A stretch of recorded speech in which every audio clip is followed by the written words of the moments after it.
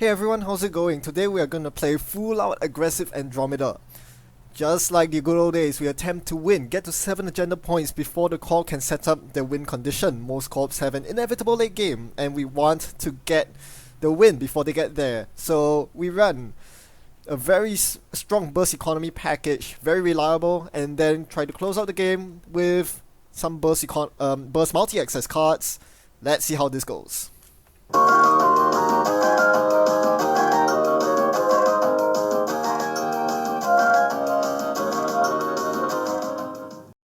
So this is an opening hand worthy of a kid, right? We have good economy in the form of Career Fair Daily Cast. We have Desperado, which sets us up for both Security Testing and Temujin. So most likely we'll play Career Fair Daily Cast followed by Desperado, followed by Sec Testing, and then we can spend our last click to gain a credit, because by playing Career Fair Cast, we gain ourselves an extra click with which we don't need to play something from our hand. By playing Career Fair Cast, we are using two cards in one click, meaning that for our last click we don't have to install something and to prevent discarding down to hand size. So that would have been my first turn until my opponent played Scarcity into HQ Ice. Now what do? Do you still stick to the plan? I don't think so. You have to adapt your strategy to the corp's scheming plans. Pause the video and think of what you would do in this situation. Now some of you might be wondering, how does the corp's first turn actually affect my first turn? Well, scarcity of resources actually changes everything. Because this deck is very resource heavy, if you look at the deck list, you realize that almost all of my economy is from resources, security testing, Temujin, and daily casts. Not to mention, the backbone of my draw engine, Earthrise Hotel, is also a resource. Having to pay 2 extra credits for every single one of these cards makes them a lot worse, to the point where it's not even worth it to play them. They just take too long to pay out. As a result, one of my biggest priorities now shifts to getting rid of the current. There are 2 ways to do this. Firstly, I can try to draw my one-off rumor mill. That's not a reliable plan. A more feasible plan is to play aggressively and try to steal an agenda to turn off the current. This entails running more aggressively, and one card that allows us to do that while setting up our economy at the same time is Temujin Contracts. Temujin is one of the very few cards, resources rather, that is still worth playing even under the effect of scarcity of resources. Daily Cast playing under scarcity, you pay 5 credits, you gain 8. That's no more than an easy mark that takes forever to pay out. That's not worth it. Temujin, on the other hand, is still worth 14 net credits. So I actually would shift my turn 1 resource, econ resource of choice, from Daily Cast to Temujin. The reason why we don't play turn 1 Temujin with this particular hand in other scenarios is because we don't have a dirty laundry in hand. So if I play Career Fair Temujin and then run 3 times, I'll be forced to discard 2 cards from my hand, which is not ideal. We started with Andromeda for a reason. However, in this particular scenario, that looks like something we are forced to do. Because if you play Career Fair Daily Cast, you do gain some money, but you run out of money very quickly. Daily Cast simply doesn't have the econ power that Temujin boasts. Therefore, I argue that the good first turn would be Career Fair Temujin, run once, then you have enough money to play Desperado, which you would then install, and then you run again. This allows you to get maximum payout from the Desperado due to efficiency. You do leave yourself with 12 credits on Temujin, but hopefully with some aggressive play, you can run more often on R&D. And if you do hit an agenda off the top of R&D, you can turn off scarcity and possibly contemplate installing the daily cast or security testing from your hand.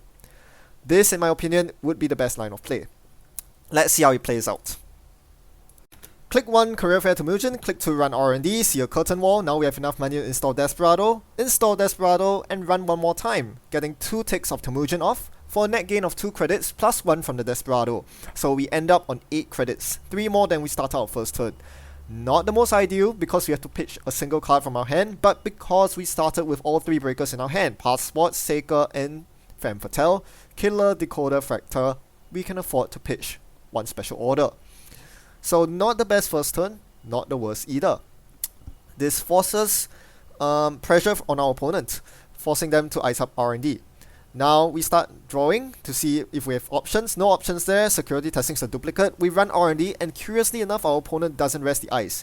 You will note that another merit of going for this line of play is that if the opponent reses a hard end run, such as a Quandary, Ice Wall, cards that are rather popular in Blue Sun, we can easily snap down the breaker of our choice and rerun again to liberate the rest of our Temujin credits. But in this case, our opponent doesn't rest the ice, so we get 4 credits of Temujin. Because we were able to take money off Temujin, I could justify then drawing a second card and then finishing my turn by installing Earthrise for 6 credits. If my Temujin wasn't this successful, I couldn't consider this choice. Why? Because 6 credits for 6 cards on Earthrise is not a very good trade. This is the impact that scarcity has on my gameplay. It really reduces the viability of playing my draw cards, even though draw is exactly what I need right now. So now that I cannot apply pressure on R&D, I presume that my opponent double ice R&D in response to Temujin. I have to go for another server. I run HQ to apply HQ pressure and then greeted with a nasty assassin. I let the first trace fire, and I beat the trace because I cannot afford to take 3 net damage. If I lose my breakers, it's game over. So I break the first trace, which means losing the second trace and losing the Data Sucker. Not the worst deal in the world. Losing Data Sucker kind of cripples me, but it doesn't end my game. So I'm okay with that. This is why running without breakers is quite important. This is why I didn't install any breakers early on. I didn't want them trash, and Wayland's pretty good at trashing breakers with archers, assassins, and all that stuff.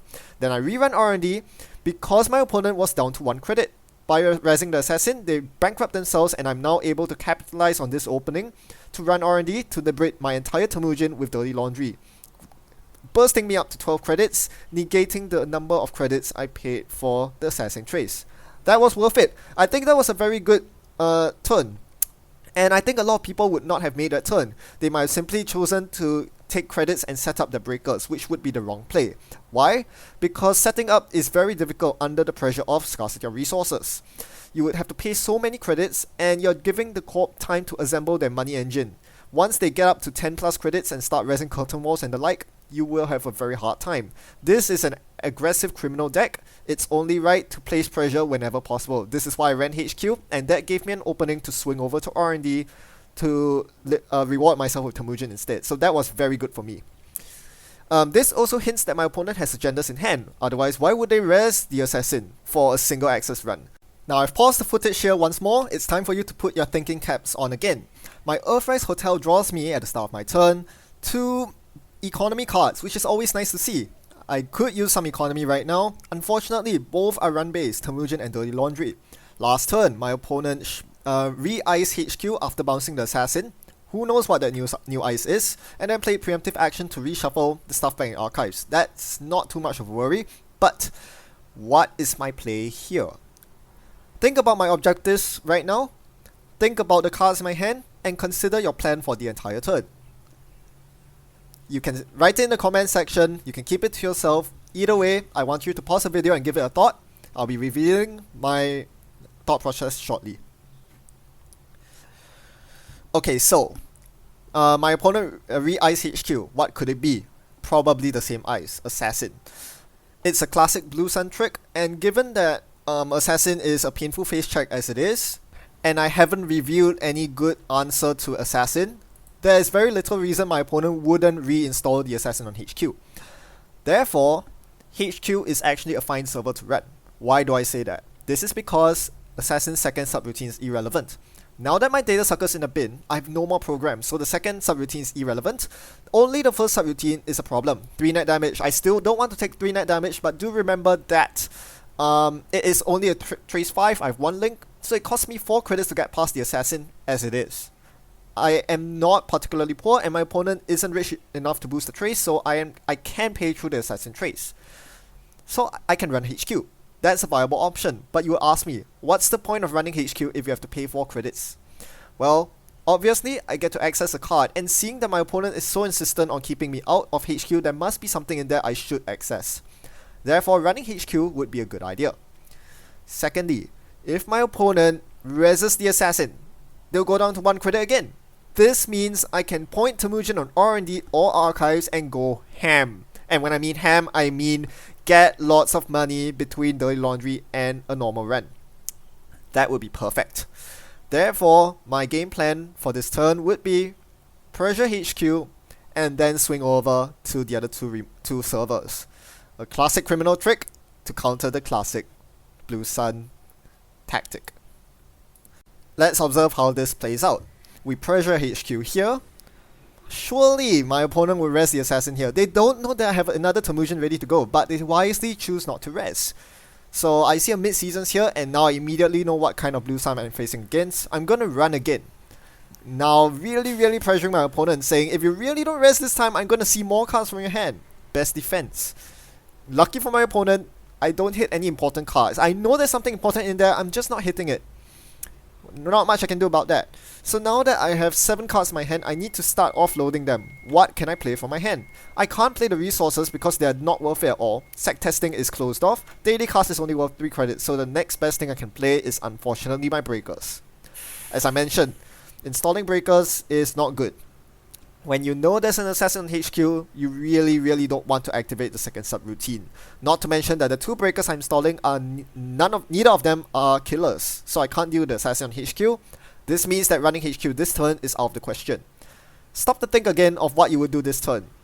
Give it a bit of thought.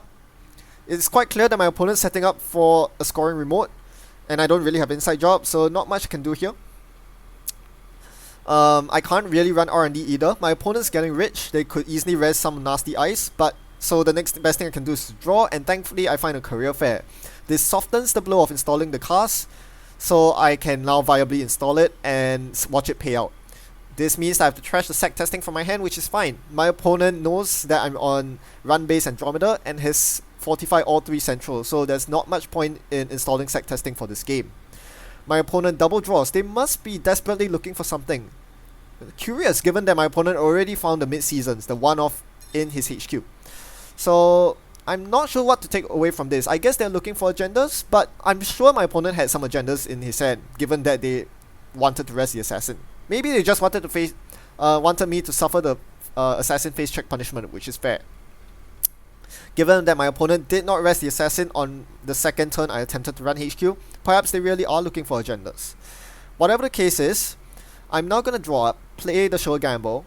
With my last click, I need to play something from my hand, because I have 6 cards. I choose to play the special order, which doesn't lose me a card, meaning that I have to ditch something. This is a pretty tough ditch. I choose to ditch the duplicate Saker.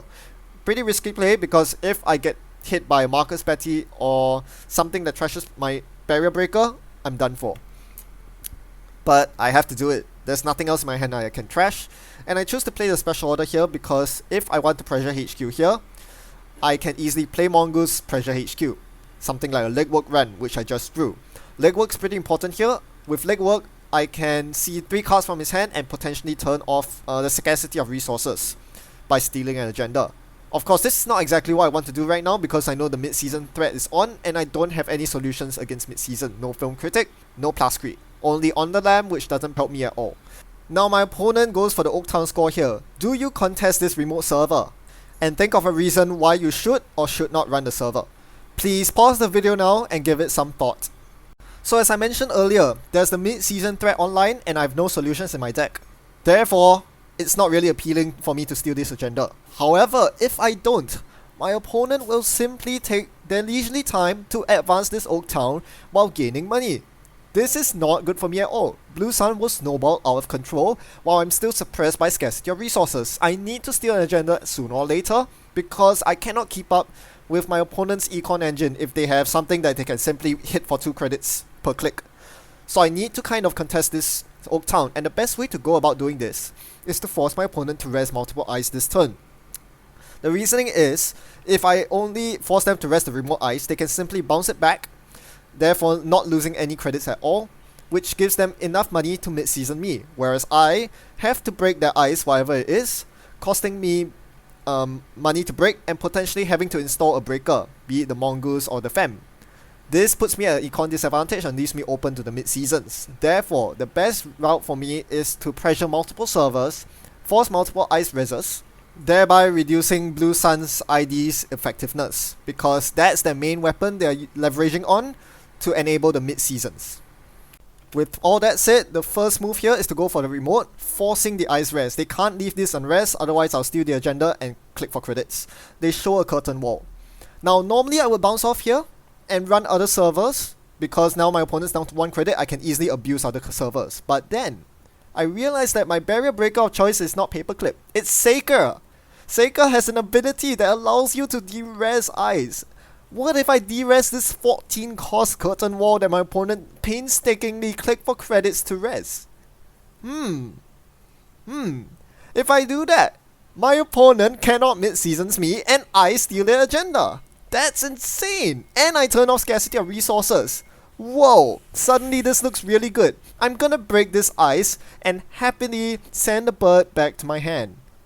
This brings me all the way down to 1 credit, but it doesn't matter because it brings my opponent all the way down to 1 credit as well.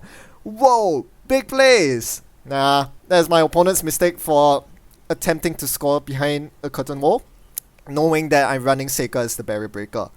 This is a huge swing. I can't emphasize how big this was. I do lots of things with this one click. I escape the mid-season's threat by bankrupting my opponent. I steal the agenda, which puts me in a 2-0 lead. And I turn off scarcity of resources, which leaves me a very happy person. I can now actually play Temujin from my hand. So next move, now that I'm on 2 credits, is obviously Dirty Laundry HQ. Since my opponent didn't rest Assassin on the remote, I deduce that it's on HQ, which means I can safely Dirty Laundry it, knowing that they can't res it. Now with 6 credits, I can play Temujin from my hand. Knowing that my opponent's on 1 credit and Assassin costs 7, I'm going to install Temujin on HQ now, knowing that my opponent is not physically able to res the Assassin on HQ for the next few turns. This gives me a very huge opening to liberate lots of money off the Temujin. Remember that scarcity is off, so now this Temujin only cost me 4 credits. I'm now able to run it just once, but it's fine. I can run it 4 more times the next turn. And my opponent is now very sad. What can they do? Click 4 credits. They can't mid-seasons me. Oh wow, this is huge. This is amazing.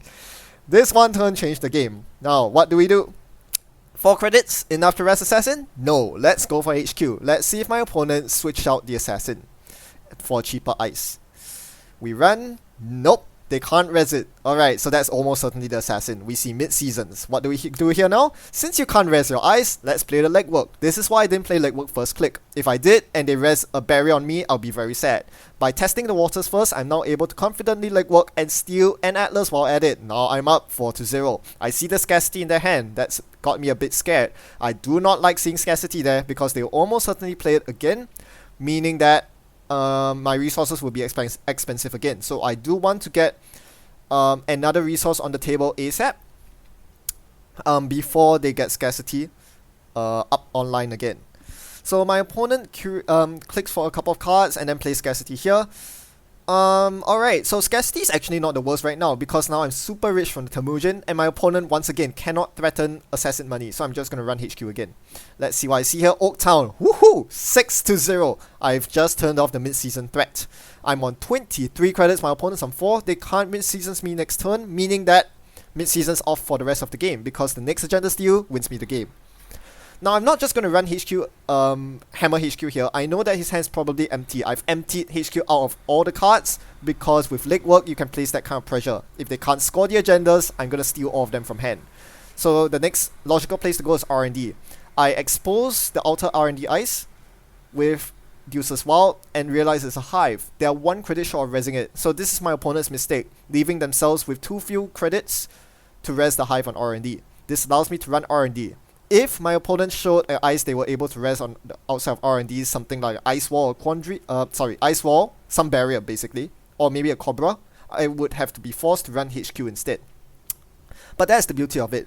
With Deuce's Wall and the Expos, I guarantee that I have a good server to run. If I ran R&D, if my opponent couldn't res the ice on R&D, I would run R&D and see an extra card from R&D, potentially winning me the game. If they were able to keep me out of the R&D with the outer ice res, I would run HQ instead, gaining an HQ access and 5 credits between Temujin and Desperado. So the Deuce's Wild there was win-win, and I drew 2 cards off the Deuce's Wild, which drew me into another Deuce's Wild. Unfortunately, I have to pitch something here, and I'm struggling so hard to find the correct pitch. I need to keep all my breakers here. Saker's a must keep because it's my only Fractal remaining. Mongoose is a must keep because that's my sentry breaker. But Fem is also my sentry breaker and allows me to break stack sentries. Since I don't have a Data Sucker online and I'm up against Blue Sun, which means that Fem is rather useless, I decided to pitch Fem here. So my opponents in the hole. Their main win condition with their deck is Mid-Season's Boom, but Mid-Seasons has just been turned off. With the aggressive way I was able to play the game, I was able to get up to 6 points quickly, steal every single one of their agendas they drew in the early game, meaning that I managed to turn Mid-Seasons off in very good time. This allows me to not worry about the Oversight AI threat later on, because even with Oversight AI, they can't leverage on those credits to boom me. Now, the Earthrise is continuing to pay off. I see Legwork and Career Fair. Nothing to Career Fair into, so the best thing I can do is to set up my breakers. Again, I'm not worried about keeping a flow on credits here, so I can happily install my breakers. But right now, I don't really need to install the Saker. I'm going to use Deuce's Wall instead to start exposing ice. I'm going to expose the inner ice of R&D, which my opponent has refused to res for so long, and now I realize why. It's a Janus 1.0. Well, my opponent's too poor to res the Janus, so that's fine. I could run R&D, but I know there's a hive there, so I'm going for HQ instead. Force the Assassin res. Because I pre-installed the Mongoose, knowing that it is very possible that I had to run HQ with Deuce's Wall, I can deal with the Assassin here and access a Curtain Wall. That's fine. Now I run R&D, swinging over to R&D. This diversion tactic I've been using so often, I'm using it again. By resing Assassin, they can't res the hive on R&D. I get to see a card, it's a boom, it goes in a bin. Run R&D again, last click. Again, you can't res anything with 0 credits. I'm going to see a single card. Is it the winning agenda? Do I get to close out the game? No, it's a Consulting Visit. That's a problem card. Consulting Visit gets you mid-seasons, gets you boom, but not in this case. Flatline plan is off, so my opponent is going to get Oversight AI instead. And knowing there's a Curtain Wall in play, they almost certainly will go for it. So the play here will be to Ice HQ, Oversight with Curtain Wall. Surprisingly enough, they don't res the Curtain Wall on the remote, they res the HQ Curtain Wall. So now I know there are 2 Curtain Walls in play, this is quite bad. I need to find a win very quickly. Thankfully, Earthrise draws me the win, Maker's Eye. Because my opponent put themselves on 4 credits again, they can't defend R&D, leaving me an opening to see 3 whole cards, giving me the reach with Maker's Eye, and this extra reach compared to R&D interface paid off. The 3rd card was the winning Project Atlas. Goodness me. Pulled out the win in good time, because if I gave my opponent 1 more turn, they would have the credits to threaten a Janus res on R&D. That was winning by the skin of my teeth. I know it didn't seem like a close match. In fact, it was a blowout win, 8-0. My opponent couldn't find any ground, sure, but the fact that there was so many points in the game where there was a 1 to 2 credit margin between being able to do something and not being able to do it shows how even this match was. And in fact, this is actually a really bad matchup for me, only saved by these credit margins. That Curtain Wall D-res cost me 15 credits, and I had just enough, just 1 credit left to spare. Otherwise I wouldn't have been able to do it. And I was able to end that Curtain Wall D-res run with 2 credits, gaining 1 from Desperado, which then allowed me to swing over to HQ with Dirty Laundry, install Temujin, run HQ again. This would not have been possible if I didn't end with that exact number of credits. So this just goes to show you how every single credit counts, because I was able to perform certain actions with those 1 extra credits that I wouldn't have been able to otherwise. Yeah, and in fact my opponent did not have to res the Curtain Wall on that run at all, especially if they saw the Saker D-res coming. They could have let me just steal the agenda and then mid-seasons me anyway, but the fact that I was on a 1 credit margin, that I had 1 more credit than my opponent, meant that they couldn't safely allow me to do it, because then they wouldn't be able to threaten mid-seasons.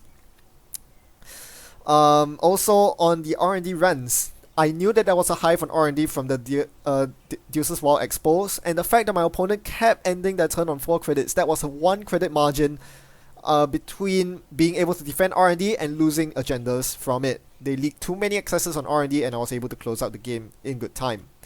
So as much as I have to thank the 1 to 2 credit margins, I also have to thank my cards in my deck for showing up in a timely manner, and more importantly, providing me all the tools and utilities I need at the exact right times. Saker was huge. I mean, I thought that having a paperclip in my deck with 3 extra influence would be great, but Saker did so much work this game. It basically bankrupted my opponent, and when Blue Sun is bankrupt, it's surprising how flimsy they are, you can just pressure them to no end with standard criminal tricks. Deuce's Wild is such a good criminal card. I can't stress this enough. You may have noticed in my deck list that there are 0 account siphons, so you're like, that's probably really bad. And honestly, it probably is. This deck probably needs account siphons, but right now I'm testing a deck without account siphons, and you ask yourself, why play this Deuce's Wild when you can't really make use of the remove 1 tag option? Well, it's really all about the expose and then run option. That is such a good option to have in criminal, and that allowed me to actually pressure R&D with confidence. The fact that I knew that R&D was hive into Janus when my opponent was only on 4 credits meant that I was able to run frequently and run with power, play that Maker's Eye. Speaking of which, as I mentioned, gave me the extra reach, the third card, accessing that third card, seeing that Atlas. That was all it took. Legwork was also an MVP. There's a reason why I don't run 3 account siphons, and that's because I want my HQ runs to be legworks. I want to play aggressively, access lots of agendas, and win the game before my opponent has any chance. Even though I was running my opponent's HQ very frequently, as you all know, 1 in 5 accesses, even with multiples, can still easily whiff. And this is where legwork comes into play. It makes it such that if your opponent has even a single agenda in hand, chances are it will become yours with legwork. Legwork has always been and is still a very strong card.